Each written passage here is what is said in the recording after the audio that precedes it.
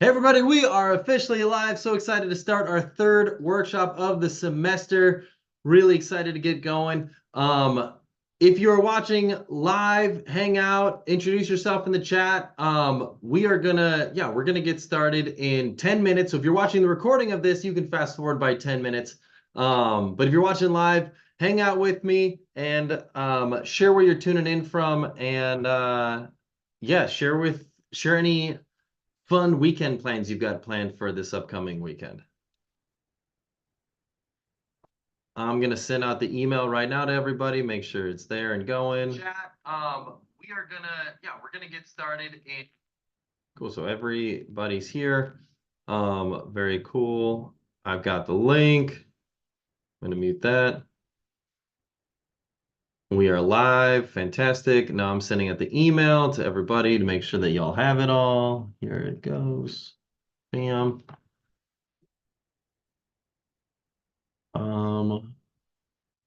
Cool. Continue. Preview. We're going to test it, make sure it's working.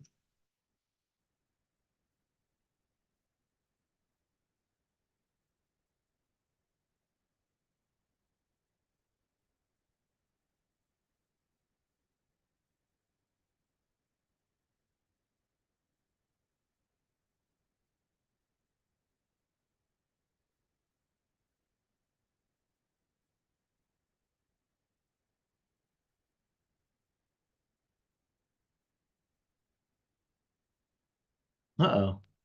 Well, that didn't work how I was hoping it would work. Okay, cool. There we go. There it is. My computer is being slow. Beautiful. Testing it all out. Alrighty, we are live. Fantastic. Troubleshooting. Doing the fun part of troubleshooting. Alrighty. Oh, gosh darn it.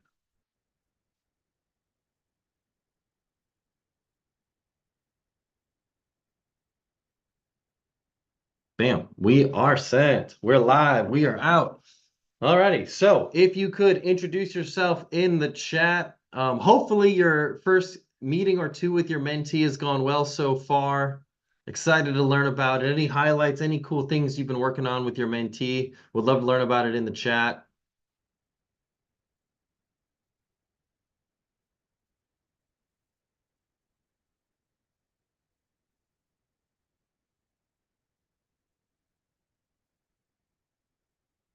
We're gonna get started. If you're watching, by the way, if you're watching the recording of this, we're gonna get started in 7 minutes, so you can fast forward 7 minutes. We're gonna cover some good stuff today in our mentor workshop.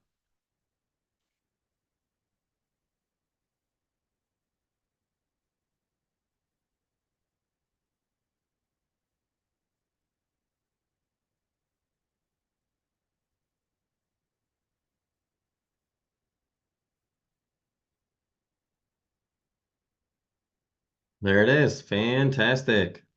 Okay. It's out. It's sent. Please introduce yourself in the chat and share where you are tuning in from.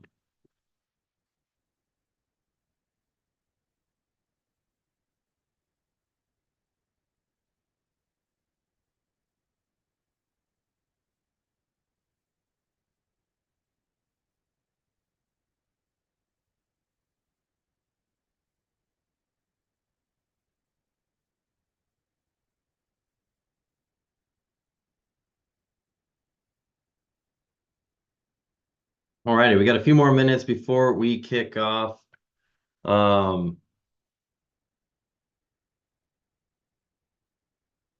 it's interesting. Now we're in this weird part of the I guess spring season where some parts of the country it's still pretty cold out. Like my friends in Indiana are saying it's 42 and rainy, and I'm here in Austin, Texas, and it's like 82 degrees. It's nice. It's warm. Um, it's an interesting part of the year. So to be watching the NCAA tournament. Anybody Anybody rooting for Purdue or NC State or UConn or Alabama? Put in the chat who you're rooting for. If you're rooting for any of them, I gotta love the NC State, the comeback story, the Cinderella story.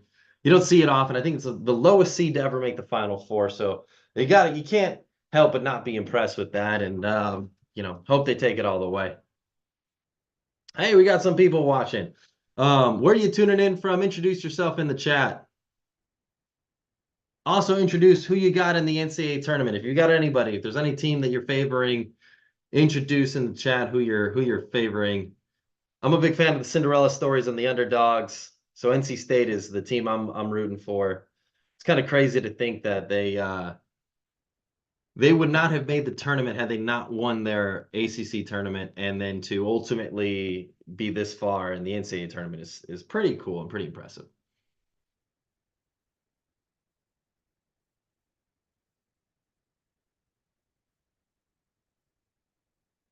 I think my video is getting a little blurry. Let me see if I can update it a little bit.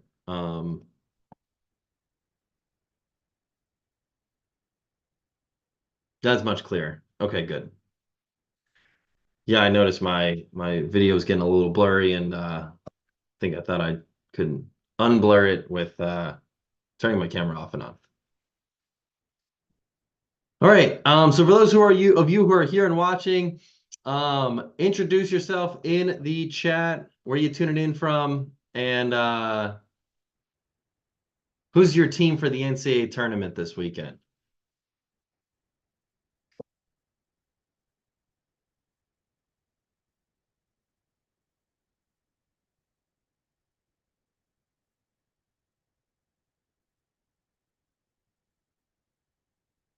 We're gonna get started in 4 minutes. So if you're watching the recording, you can keep fast forwarding. If you're tuning in live, you are in the right spot. We're gonna get started in just a few minutes.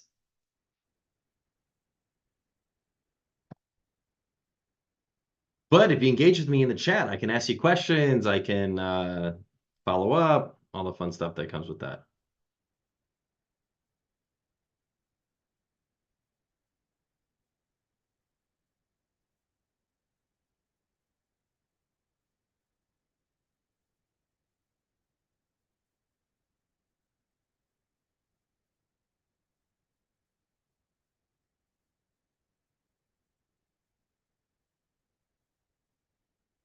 Oh, we got a couple more. All right, where are you tuning in from?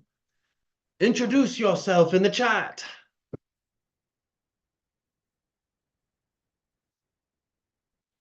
For those of you who are watching, would love to would love to see where you tuning in from. Who are you, and who do you got in the NCAA tournament? If you got anybody, who do you got in the tournament? If you don't got anybody in the tournament, you can say anybody.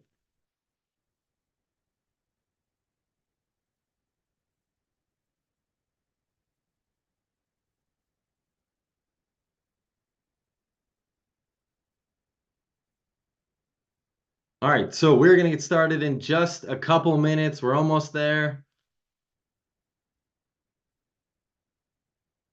You know what's funny? I can hear it in my neighborhood. You probably can't hear it through the audio, but my neighborhood has ice cream trucks that still go around. I feel like that's like such a relic and an old school thing to have. But yeah, my neighborhood, pretty much from now until all summer long, we have ice cream steam trucks with the ice cream music playing around. I never see anybody get any ice cream out of the ice cream truck, but obviously they got to be doing some business because they wouldn't keep doing it if they weren't. But I don't know, you never know. But hey, Latoya, thanks for introducing yourself. You don't have anyone in the NCAA tournament? Well, I'm rooting for the NC State Wolfpack. I mean, they're the lowest seeded team to ever make the Final Four. You gotta love um you gotta love an underdog story. But yeah, Latoya, you're saying that's awesome to the ice cream truck. Yeah, when I grew up in the Chicagoland area, I never had an ice cream truck. There was not many ice cream trucks where I grew up. But now that I live in Austin, Texas, I feel like there's an ice cream truck every summer. Pretty much from beginning of April until the end of October, there's an ice cream truck going around my neighborhood. So I don't know. Maybe it's a Texas thing. I don't really know. But yeah, I don't remember having an ice cream truck growing up. All right, we are 1 minute away from getting started on our mentor workshop this evening. For those of you who are tuning in live, thanks for being here. It's always great to have you here live because then I can answer any questions you may have. We can go through next steps. You can interact with me and all that sort of fun stuff in the chat. And if you're watching the recording, that's also great too. It works as well. And that's we do these live because I love the ability to interact with all of our mentors because it allows me to answer any questions they may have, allow our mentors to, ask questions. But I also recognize that y'all are busy professionals and that, 6 p.m. Central Time, which is, by the way, right now, 7 p.m. on the East Coast, 4 p.m. on the West Coast, 5 p.m. in Mountain Time. Isn't always the most convenient time. So I'm grateful that y'all are here, that y'all are watching. Oh, we have a bunch of people who have joined us. Welcome, welcome, welcome. If you could introduce yourself in the chat. Also introduce if you have anybody in the NCAA tournament, who you got in the NCAA tournament. But let's kick it off. Today's workshop, what we're going to cover is a few key things. So one, we're going to cover suggested questions you can ask your mentee to build a deeper relationship with them. Essentially, how to get your mentee to open up more to you. How to help your mentee with accountability and suggested questions you can get them thinking about accountability, and then how to help your mentee broaden their perspective. So that's what we're going to cover. This workshop will be shorter, about maybe 10, maybe 15 minutes, depending on how many questions you have. But yeah, let's dive in. So these are things that I've introduced every workshop so far. I'm going to reintroduce them again because they're so critical. That is the 3 keys to being successful as a mentor. Number 1, your state. Physically, what state are you in? Are you coming in sad, mad, dejected, angry, bad body language, bad posture? Are you coming in with bad physical state? Because if that's the case, it can be really easy to give off a bad impression to the mentee that you're working with, or for that matter, anybody that you're working with. And so if you can stand up, if you can shake it out, get into a power pose, get into a star pose, fake laugh for 30 seconds, shake it out, shake it loose, get your blood flowing, get the endorphins going, you're much more likely to come into a positive state for whatever mentor or any relationship for that matter that you are about to enter, whether that be with your significant other, whether that be with a sibling or a friend or your mentee. If you come in a physical state conducive for being successful, you are much more likely to be successful. Second, story. What is the story you tell yourself for why you will or will not be successful? If we tell ourselves stories for why we will be successful, we are much more likely to actually be successful as a mentor. It's really hard to surprise ourselves into being better than we thought we were. But if we think that we're good and we believe in ourselves that we can actually be a positive impact to the people that we're serving, man, we're much more likely to achieve that outcome than if we don't believe it. The metaphorical mentorship lottery doesn't necessarily happen like that. You don't come in thinking like, oh, I'm going to be a so-so mediocre mentor and then all of a sudden turn into an amazing mentor via some revelation you have through osmosis. It's because you believe that you can be a good mentor, and then you can see the actual impact with the student that you're serving. And maybe it doesn't come directly from them where they say, you have made a huge impact on my life. Maybe it comes from their desire to want to continue meeting with you. They're trusting you to review their resume. They're trusting you to help them with connections and introductions or role play with them a potential interview. Whatever it may be, that's how you know you're doing a really good job as a mentor. And then the last key is the strategy you take. So these are the questions you ask. See, so often it's really easy to jump into suggestion mode as a mentor. It's easy to be like, well, if I were you, I would do this. I really am not a fan of that. Not a fan of the words, if I were you, I would do that. So if you ever catch yourself saying, if I were you, I would do ... Try to catch yourself, revamp, recoup, and then turn that into a question. Because if we can ask questions, we can get the students to the end outcome that we wanted them to get to anyways. But if they're the ones who are saying it versus we're the ones who are saying it, they're much more likely to actually do the thing that they said they would do. Versus if we say, hey, you should do this, less likely for them to actually do that. So one way to build a deep relationship with your mentee, I like to ask the question, tell me your story starting with kindergarten. This may seem like a lot of detail, but it gives you a lens into their personal and professional goals and drives. Like you might learn that they were on the volleyball team, or they got really into theater, or, maybe they were on a sports league or a sports team, or, maybe they, similar to my story, maybe made some poor choices. and had to, overcome some of those poor choices. You never really know with any of that. But by asking that question, you're able to get a context as to where they've been and where they're going. And have they faced adversity before? And if so, what was that adversity and how did they pull through that? And then I love to ask questions like, what is your dream career and how do you plan on getting there? And then I love to ask, where do you see yourself in 5 years? And the reason why I like doing that is because it covers the past, it covers the distant future for the dream goals of where you're trying to go, and it creates some sticky peanut butter, some glue between the two that can help them create a pathway for them getting to that next step in their lives and their career. I love to ask the question to tell me this. I love to ask this kind of story question of tell me a story about a time when you really wanted something and then you ended up realizing that you didn't actually want it that much, but wanted something else. Regardless of whether or not you got it, what did you learn from it? I'll give you an example. One of my friends, he always, when he was a kid, always wanted a dirt bike. All he wanted when he was growing up was a dirt bike. All he wanted was a dirt bike. He, asked his parents for a dirt bike. They said, hey, you know what? We don't feel comfortable with you having a dirt bike. It's not particularly safe. And, we care about you. You're a child. And all he wanted was a dirt bike. He would work jobs. He'd save up money to get a dirt bike. And finally, he got to a point where he could buy his own dirt bike and bring it home on his own. And it got to the point where we went to the dealership, look at all the different dirt bikes that there were. And it was almost like the years that it took for him to save up that money and get to that point. He ended up having the realization that he didn't want a dirt bike anymore. His goals had changed. And what did he learn from that? I mean, maybe he learned that his priorities were different.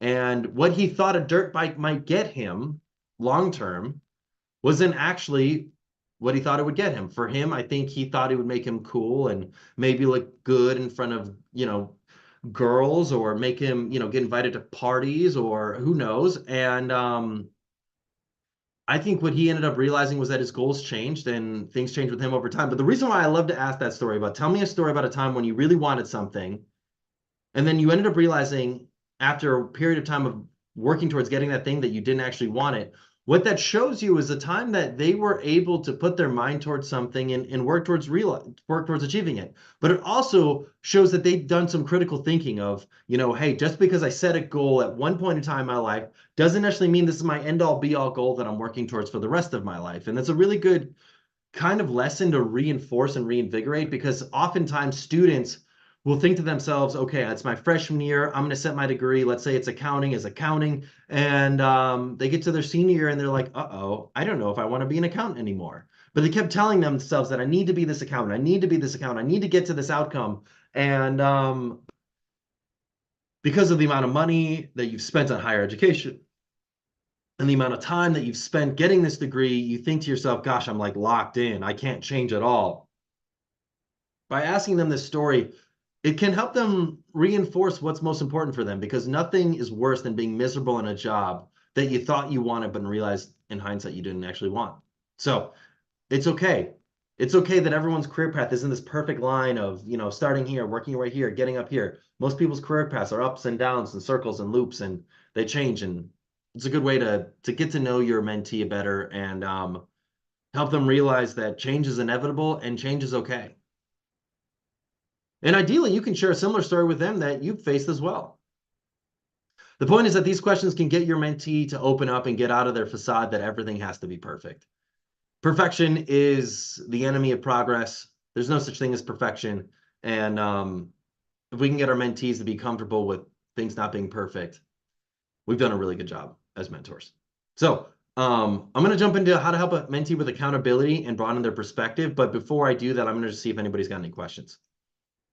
Jeff, welcome. Thanks for introducing yourself in the chat.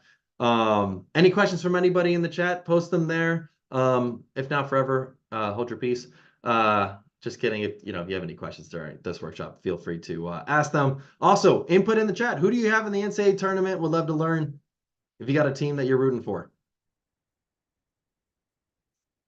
Okay. So how to help a mentee with accountability. There are 5 core questions that I love to ask a mentee to help them with accountability. So first question is, when have you persisted and had it paid off for you?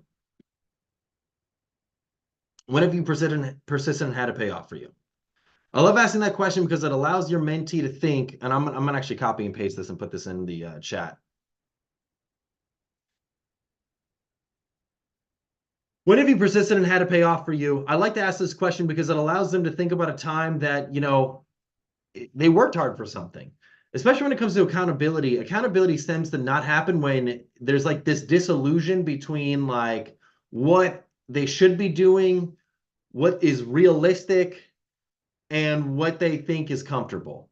And so if your mentee can think about a time that I persisted and it worked out for me, they can realize that hard work can actually pay off, but it's consistency and hard. And maybe you don't see immediate results, but eventually, it comes to you over time through consistency. Second question I like to ask is, what specific actions do you need to take to meet your goal? I love to ask that question because what it does, oh, your lobes got beat out. Yeah. What specific actions do you need to take to meet your goal? I love to ask that question because what that does is it helps your mentee identify the actions. Instead of you identifying the actions for your mentee can identify the actions for him or herself. And the reason why that's so great is because then it allows for you to ask questions at a later date to see, okay, are you there? Are you getting there? What's your status on this? Because these are things that you put on them, but they put on themselves. Third question I like to ask is, who can help you be accountable? Now, obviously, you can help them be accountable, but I like to ask the question, who can help you be accountable? Because this allows them to have other people in their life and in their world that might help them achieve this goal. So it's not just on you. It's other people that are friends, colleagues, parents, siblings, whomever, that can help them achieve that goal. And then 4, what systems can you put in place to help you follow through? That's a great question to ask because what it does is it allows for your mentee to have some accountability to the things that they said they want to be accountable for. Like if it's just like, well, I really would like to, apply for 5 jobs a week and we'll go there. And then if you ask the question, what systems can you put in place to help you follow through? Well, shoot, that might contextually put something on it. Maybe they say something along the lines of, well, I can't hang out with my friends unless I've applied for 5 jobs. Okay, well, or whatever, anything that they enjoy doing, whether that be on their free time, it might be video games, it could be friends, it could be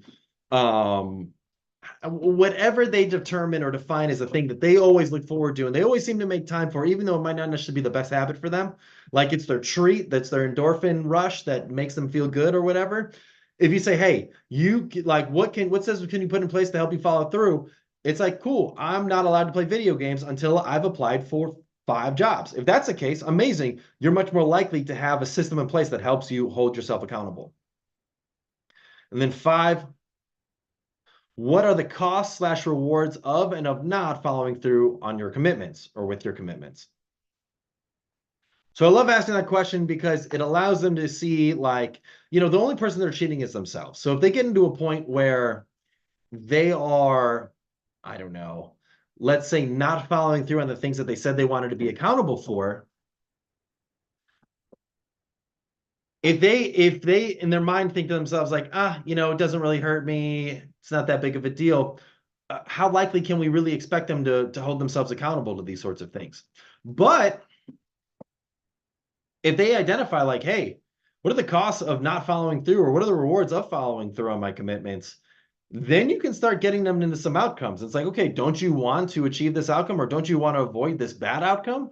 That can be really huge for your mentee and helping them clarify. So these are just some examples of questions that you can use to help your mentee with accountability. Next set of questions. Here are 6 questions I like to ask a mentee to help them broaden their perspective. So this can be often a time where you feel like your mentee is very myopic, very narrowly focused on something. I like to ask these 6 questions. 1, what will this situation look like to you in 10 years? I love to ask that question because it allows them to broaden their scope and broaden their perspective. Oftentimes we, I don't know, get very myopic and think like one step ahead, one project ahead, one thing that we've got cooking. If we ask them, what does it look like in 10 years, it helps them really square out, zone out, and really look at the forest from the trees and maybe get a new perspective on things. Second question I like to ask is, what are you willing to try that is different? So I like asking that question because what this does is it allows them to verbalize that what they've been doing in the past hasn't been working or isn't going to help them broaden their perspective, that they might need to try something different to get to where they would like to be. The third question I like to ask is, who do you respect and how might he or she approach the situation you are facing? So I like asking that question because it allows them to have a paradigm, allows them to have a role model for whom they can look onto and get an idea and context as to someone they can look up to and look forward towards. Fourth question I like to ask is, what is your attitude about this situation? Is it helping you or hurting you? Now, I really like to ask this question because sometimes it can be easy to have excuses. It can be easy for a mentee to come up with excuses for why they can't broaden their perspective or can't, take their career or the things that they're working towards to the next level. And if you just bluntly ask them, like, what's your attitude about this situation? Is it helping you or hurting you? You're not actually telling them. They're going to realize in their own response whether or not their attitude's helping them or hurting them. And they're going to elaborate on why. But it's a great question to ask. It's a perfect example of how great mentors ask great questions versus giving their thoughts. Like if you came in and said, hey, I think your attitude's poor and it's not helping you in this situation, that might be a turnoff to your mentee. But instead, if you ask the question, what is your attitude about this situation? Is it helping you or hurting you? They might come to the realization on their own. That's what a great mentor does. Fifth question I like to ask is, what is one of your greatest strengths and how can it serve you in this situation? I love to ask that question because it allows them to identify what their superpower is and be able to leverage that. And essentially it's, when I talked about earlier of like stories, one of the biggest things you can leverage to improve yourself as a mentor, this is essentially helping your mentee craft a story in their mind for why they can be successful. What is one of your greatest strengths and how can it serve you in this situation? Allows them to create a mental paradigm, a mental story as to why they can and will be successful because they can acknowledge this is one of their strengths. And then the last question I like to ask is, what makes you curious about this issue? I love asking this question because when you ask the question, what makes you curious about this issue? What you're doing is you're allowing your mentee to verbalize all the things that they are working towards. And you allow your mentee to be able to identify what they're genuinely curious about and why they're curious about it. And, you can get kind of down to the deep-rooted thing that makes them interested in this. And maybe they end up realizing that their reasons for being curious about this situation are superficial and not really that critical. And that might end up helping them realize they might want to pursue a different path and broaden their perspective. Or they might reinforce their trenches and say, I'm really curious about this for these reasons, but at least then allows them to elaborate to you and broaden their perspective within the scope of what everything they're working towards because they're able to elaborate on that and communicate that. There's so much power in the ability to verbalize all the things that you're trying to achieve. And if you don't verbalize them, it can be easy to assume that you think everybody else knows them when in reality we don't. And so as a mentor, asking them these questions, you can help them broaden their perspective, verbalize the things that they're trying to work towards, and ultimately get them to a point where they can be clearer about what their end outcome is and why that's their end outcome. So those are the key things for our workshop this evening. Does anybody have any questions? If so, post them in the chat.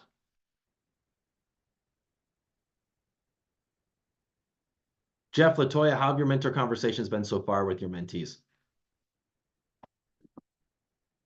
And for anybody else watching, how have your mentor conversations been so far with your mentees? For those of you watching and you haven't introduced yourself in the chat, please introduce yourself. Love to see who's here and give a shout out, say hey.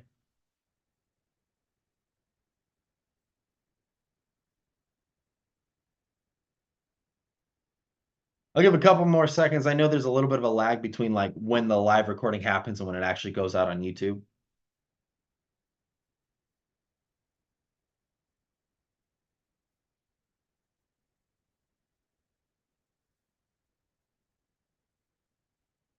Any questions, anybody? Jeff, good, going great. My mentee just graduated. Congratulations. That's so great. That's so cool. Like, I love when you're a mentor and you can like take pride in your mentee's successes and wins. It's really powerful to watch. I mean, I know like you've only been a mentor for this past semester, Toya, but like to see your mentee graduate, I feel like it feels pretty rewarding. So that's cool. That's really cool. Thanks for sharing that. Well, if no one has any more questions, I hope you all have a wonderful rest of your day. I know I've shared this before in the past, but if you are a leader of people, or if you're looking to become a leader of people and you want to essentially continue expanding your mentor relationships, in different and more ways, please reach out to Jake at support@ambitionemotion.com. We've got these mastermind groups, which are really interesting ways of connecting. We've got an aspiring leaders mastermind group as well as executive mastermind groups. And if you're thinking to yourself, gosh, I'd love to connect with on a mentor relationship with people maybe at a higher level, please don't hesitate to reach out. We'd love to share with you more about our programs that we've got going on outside of the higher ed mentor program. Hey, Bruce. That's so cool, Latoya. Thanks for sharing that. That's so sweet. But well, excellent. Well, everybody, thanks for being here. If y'all have any questions that I was not able to cover during the workshop this evening, please email Jake at support@ambitionemotion.com. Thanks for your time tonight. Have a wonderful rest of your evening. And thank you for being a mentor. Your impact is noted and incredibly beneficial. I know I shared in our first workshop the data and research that shows that students who have mentors, do so much better in their lives and their careers. And this may seem like such a small thing, but it really isn't. It really does have an impact. You're there for the student, and it's powerful. Well, anyways, thanks for your time, everybody, this evening. Have a wonderful rest of your evening. Oh, one final bit of note, or just, point of business. Our next mentor workshop is going to be on actually a Wednesday, April 24th, not Thursday the 25th. I actually have one cool thing we do. By the way, if any of y'all are in Texas, let me know. Send to Jake a message at support@ambitionemotion.com. I host these executive symposiums where I bring leaders together to discuss leadership topics, and our next event's going to be in Houston on April 25th, which is why I can't have our workshop that night. So I'm going to do it the day before on April 24th. The topic for our Houston Executive Symposium on the 25th is how to effectively succession plan and promote from within. So if you are willing to make the trek to Houston, or if you're interested in making the trek to Texas at all, we have events that go on in Dallas, Houston, and Austin, always on leadership topics. Would love to have you at our events. Meet in person, which is always amazing. Yeah, if you're interested, just send Jake a message, and yeah, we'd love to have you. Anyways, have a wonderful rest of your evening, everybody. See you at our next workshop on Wednesday.